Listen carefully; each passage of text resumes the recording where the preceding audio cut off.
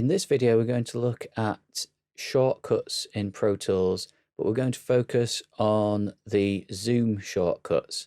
So there's lots of ways of zooming in and out in Pro Tools, and we're going to go through a few of them right now. So the first thing to do is to make sure that you have this little icon here, which is an A to Z icon. Make sure that that is selected and it'll be lit up yellow if it is. If it's grayed out like that, it's not selected. Also, don't confuse it with in your clip list. You also have an icon here as well. Make sure it is selected on the edit window rather than the clip list. This is called your commands focus button. And when you've got that selected, it opens up lots of new shortcuts which weren't available before. Some of them being just one key rather than having to use the command or alt or control as well. So you'll end up having to press less keys. Now I'm going to show you a few different zoom shortcuts, some with single keys and some with modifier keys as well. So it's up to you to work out what works best for you, but here we go. So the easiest and probably most used shortcut for zoom is command and the brackets keys.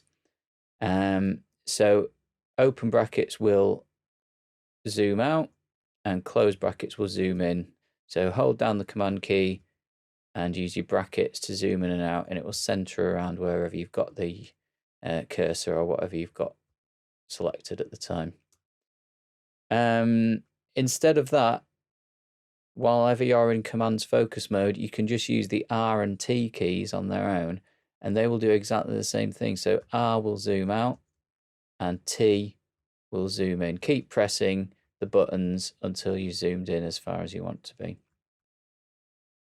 Okay, the next one is if you don't want to use those keys, if you hold down the Alt key while using the mouse scroll wheel, then that will also zoom in and out. So that's a further way. It's basically the same thing as the R and T keys. Slightly different variation on this is if you hit the keys 1 to 5, so this is on the keypad at the top of your keyboard, not the numeric keypad on the right, but it will change to different levels of zoom. So number 1 is the most zoomed out, and then number 5 is the most zoomed in, and the other numbers between 1 and 5 are different levels of zoom. Now let's have a look at zooming to show particular areas on screen. So with the Alt key pressed down, if you make a selection first, if you select an audio clip, hold down Alt and hit F, that will zoom in horizontally to that selection. It will fill the screen with it, but only horizontally. If you wanted to fill the entire screen, so both vertically and horizontally, if you hit the E key while you've got a selection made, it will fill the entire screen just with that selection. So if you zoomed in like this and you want to go back to where you were zoomed before, if you hit the E key, that will zoom out again to the last zoom setting that you had.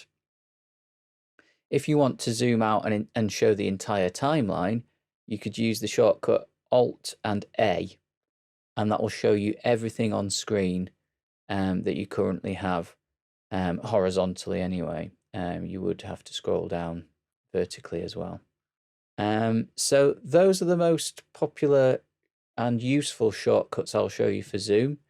But stay tuned and we'll show you some more shortcuts in another video.